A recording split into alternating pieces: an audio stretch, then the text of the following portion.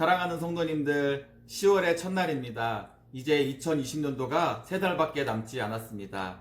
갑작스럽게 닥친 코로나 팬데믹 상황으로 인해 모든 것들이 뒤죽박죽 돼버려서 지난 9개월의 시간이 어떻게 지나갔나 싶습니다.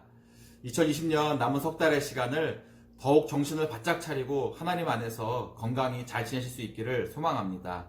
오늘 함께 나눌 말씀의 본문은 예레미야 40장 1절부터 6절입니다.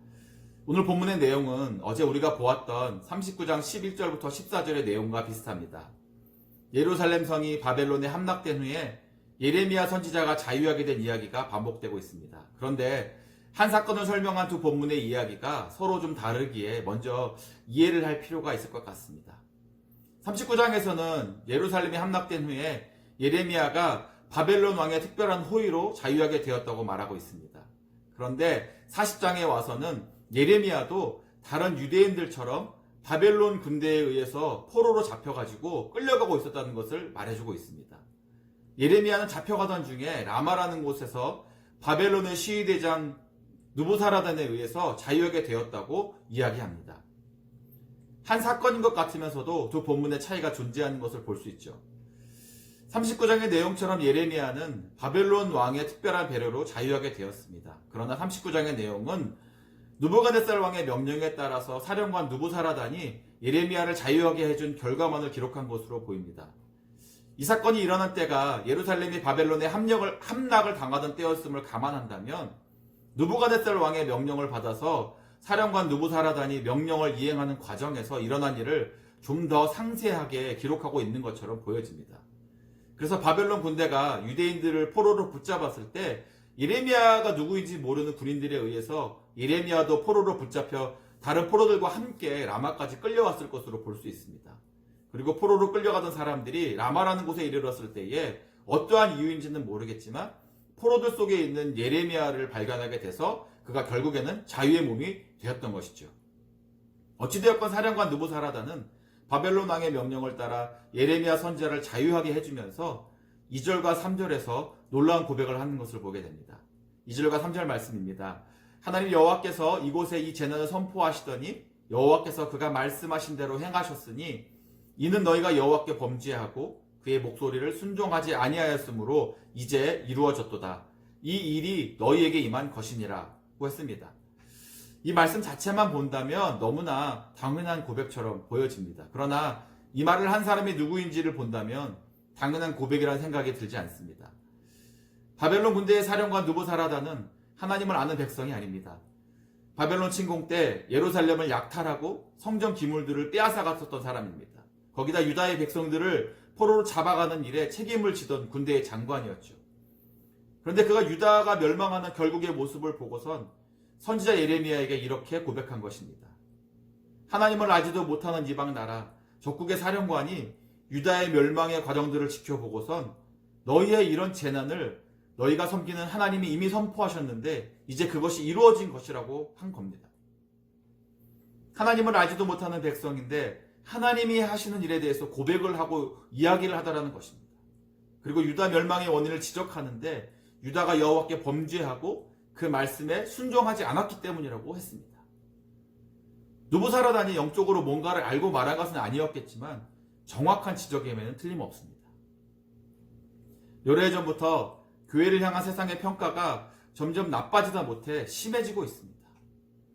그런 표현이나 말들을 듣노라면 목사로서 억울하기도 하고 또 답답하기도 하고 한편으로는 화가 나기도 합니다. 여러분, 이제 개독교라는 표현은 더 이상 이상하게 들리지 않을 정도로 세상이 교회에 대해서 얼마나 나쁘게 말하는지 모릅니다. 세상은 이렇게 이야기합니다. 지금 교회와 목사들은 다 타락했고 성도들은 맛을 잃은 소금이고 빛을 잃은 존재가 되었다고 비난을 하지요.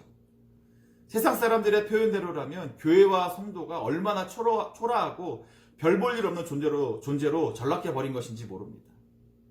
그럼 많은 기독교인들은 이런 이야기를 들을 때 또 이렇게 이야기합니다. 예수도 안 믿는 사람들이 교회에 대해서 뭘 안다고 그렇게 얘기하는지 모르겠다고 말이죠. 사실 교회를 비방할 목적으로 교회를 향해 비난의 목소리를 쏟아내는 사람들이 적지 않습니다.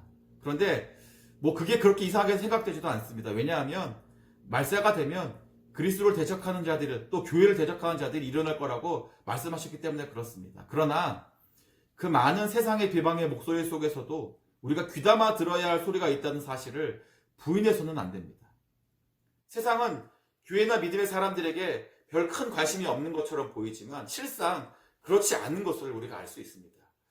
이런 이야기들을 많이들 들어보셨을 겁니다. 목사가 왜 저래? 아니면 장로, 권사, 집사라는데 왜 저러는 거야? 아니면 또 교회가 왜 저 모양이지? 라고 말하는 사람들이 얘기를 들어보셨을 겁니다. 이러한 말들 속에는 적어도 목사는 이래야 하지 않을까? 아니면 적어도 교회의 집사라는데, 장로, 권사라는데 이렇게 하는 게 맞는 게 아닐까? 라는 마음이 있는 것입니다. 자기들이 예수를 믿지는 않지만 예수 믿는 사람이라면 이런 모습을 보이는 것이 마땅한 게 아닌가라는 어떤 마음속 기준을 웬만한 사람들은 다 가지고 있는 것이죠. 우리는 교회 안에서 우리끼리만 보니까 잘 모르지만 교회 밖 사람들은 교회를 보면서 보다 더 신랄하게 우리를 평가하고 판단한다는 사실을 잊어서는 안 됩니다. 물론 세상의 평가와 판단이 절대적일 수 없습니다. 그리고 하나님의 말씀에 대치되는 판단은 수용해서는 안 됩니다. 그러나 세상의 비방이나 비난을 무조건 무시하거나 적대시하는 것만이 답은 아닐 거라고 생각이 듭니다. 그 목소리들 속에서 진정 우리를 향한 하나님의 소리를 들을 수 있어야 합니다. 민수기 22장을 보면 나귀를 통해서 선지자 발람을 책망하신 사건이 나오죠. 선지자를 책망하시려고 나귀를 하나님께서 사용하신 것이죠. 어쩌면 오늘날 세상의 비방과 비난은 하나님의 계획과 의도와는 다르게 흘러가는 오늘날의 교회의 모습을 향한 경고의 메시지일지도 모른다는 경각심을 가지고 우리의 신앙과 믿음을 점검해 보아야 합니다. 오늘 본문에 나오는 사령관 느부사라다는 약 340년을 지속해왔던 유다라는 나라가 불과 20년, 30년 만에 급격히 몰락해가는 과정들을 듣고 보면서 뭔가 생각하는 바가 있었을 것이라 여겨집니다. 그의 고백과 유다에 대한 날카로운 지적은 비록 하나님을 알지 못하는 이방 사람이 한 말일지라도 새겨듣고 곱씹어 보기에 충분한 말임을 우리는 부인할 수 없습니다.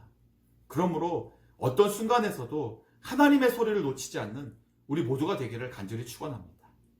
계속해서 말씀을 보면 이제 사령관 느부사라단이 예레미야 선지자를 놓아주면서 몇 가지 제안을 하는 장면이 나옵니다. 그 첫 번째 제안이 4절에 나오는데요. 바벨론으로 자신들과 같이 가자는 겁니다. 그렇게 하면 자신들이 예레미야를 선대하겠다고 했습니다. 선대하겠다는 것은 아주 좋게 대접해 주겠다는 것이죠. 먹고 사는 것도 보장해주고 좋은 집도 마련해주고 이런 것들이었을 것입니다. 아주 솔깃한 제안입니다.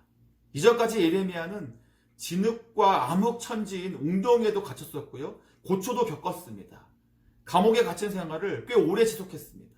그런데 자신을 제대로 대우하고 대접하겠다는 제안이 얼마나 달콤하게 들리지 않았겠습니까? 두 번째, 세 번째 제안은 5절에 나옵니다. 유다의 성읍들을 돌보라고 그다랴라는 사람을 세웠는데 그에게로 가서 그와 함께 유다의 남은 백성들과 지내라는 것이 두 번째 제안이었죠. 그리고 마지막 제안은 이도 저도 싫으면 예레미야가 좋게 여기는 곳으로 그냥 마음대로 가라는 것이었습니다. 그리고 사령관 느부사라단은 예레미야에게 양식과 선물을 주었다고 오늘 본문은 기록하고 있습니다.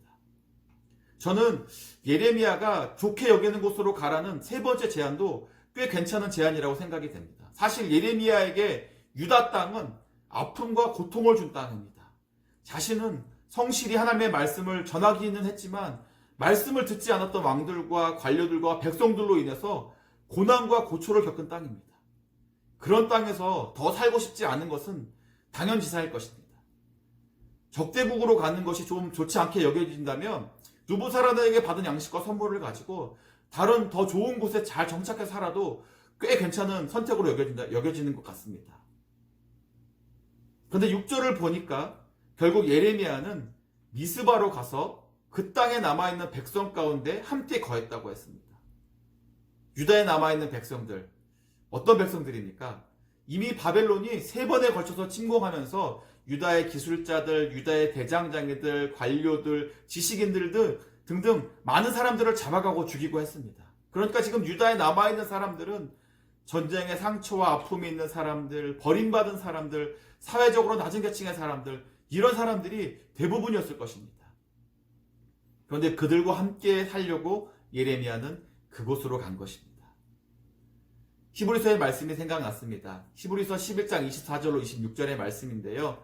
믿음으로 모세는 장성하여 바로의 공주의 아들이라 칭함받기를 거절하고 도리어 하나님의 백성과 함께 고난받기를 잠시 죄악의 낙을 누리는 것보다 더 좋아하고 그리스도를 위하여 받는 수모를 애굽의 모든 보화보다 더 큰 재물로 여겼으니 이는 상 주심을 바라봄이라. 제 삶의 자리를 돌아보게 됩니다. 코로나 때문에 힘들다 하면서 너무 내 삶에만 초점이 맞춰져 있는 것은 아닌가 반성해 보게 됩니다. 예레미야가 바벨론으로 갔더라면 안락한 삶과 평안과 부귀가 보장되었을 것입니다. 그러나 그는 그러한 길을 버리고 버림받고 아픔이 있는 비천한 사람들에게로 가서 그들과 함께 살기를 선택했습니다. 신앙은 하늘 보좌를 버리고 낮고 낮은 이 땅에 오신 예수 그리스도의 모습을 본받는 것입니다. 우리의 신앙의 길은 세상적인 욕심과 욕망을 내려놓고 하나님의 말씀에 순종하면서 주님을 따라가는 것입니다. 그 길에서 우리는 예수님처럼 또 주님의 말씀처럼 가난하고 헐벗은 사람들, 불쌍한 사람들, 고통 속에 있는 사람들의 이웃이 되어 주어야 하는 것입니다. 모세와 같이 우리에게 상 주시는 주님을 바라보면서 조금은 힘들고 어려운 삶의 시간들을 보내고 있을지라도 하나님의 백성들과 함께 믿음의 길을 담대히 걸어가시는 우리 모두가 되시기를 주님의 이름으로 간절히 축원합니다.